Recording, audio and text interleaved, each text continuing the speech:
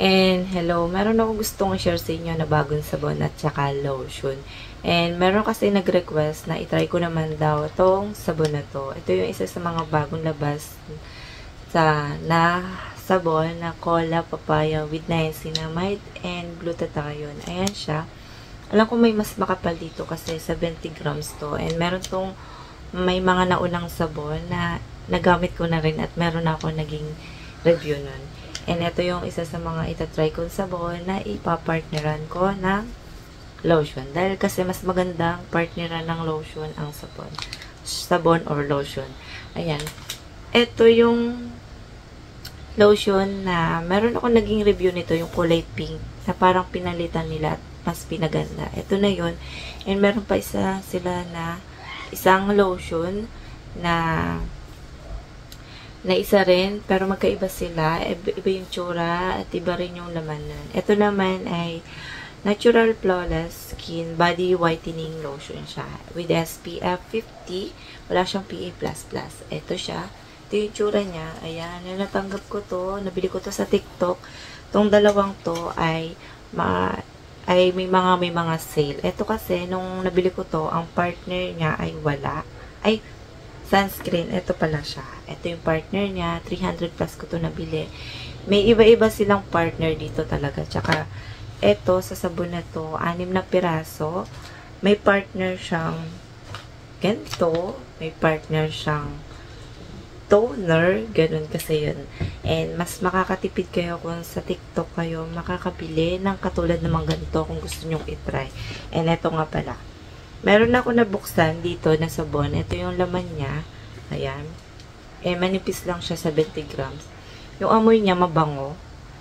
Super bango para sa akin. At mag-i-enjoy ako pag lalo na mabango yung sabon. And tatry ko kung ano nga ba yung magiging epekto nito.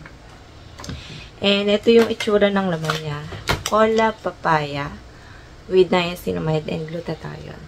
Moisturizing gentle exfoliation and whitening. 70 grams siya. Ayan yung itsura na labas niya. Pagdating sa likod, ay eto. Ayan. Naka-indicate lahat dyan. And ingredients niya, paano gamitin. Sa katawan, saka sa mukha, magkaiba ng babat. Eto, 30 seconds. Di mo kailangan sobrang babad na babad. And sa katawan, 15 or depende sa'yo kung gano'n mo siya katagal ibababad. Ayan.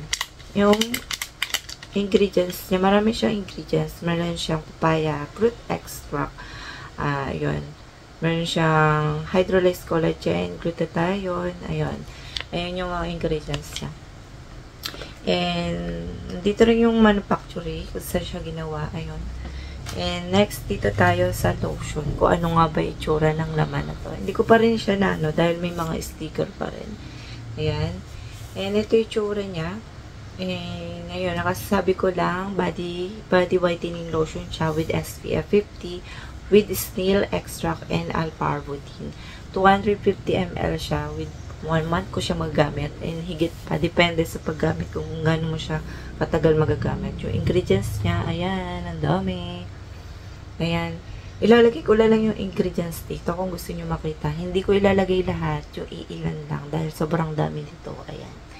And paano siya gamitin? Siyempre, after mong maligo or maghilamos, pwede mo siyang gamitin. Ayan. Ayan lang yung nakalagay sa likod. And the expiration. Alas bagong gawa lang to. Ayan, 2025 pa siyang na-expired. Ayan yung sticker niya sa gilid. Ayan, may sticker pa siya sa gilid. Ayan. Yung amoy nito, hindi sila pa kaamoy nung kulay pink na i-try ko. Ayan siya. Ito yung tsura niya. Medyo may pagka-light pink. Yung amoy nito, hindi ko gusto yung amoy niya. Oo, hindi ko gusto amoy niya. Kasi yung isa na gamit kong kulay pink na lotion nila, hindi magkaamoy sila. Ayan. Hindi ko gusto yung amoy niya. Parang tubig na parang basta kayo na lang mag-judge kung makabili kayo nito. Pero, tingnan ko kung okay ba, hindi okay sa akin yung amoy. Tingnan ko kung ano yung effect niya sa skin ko. Ayun. Hindi naman nababase yung amoy sa laman nito, or I mean, hindi naman nababase yung amoy niya.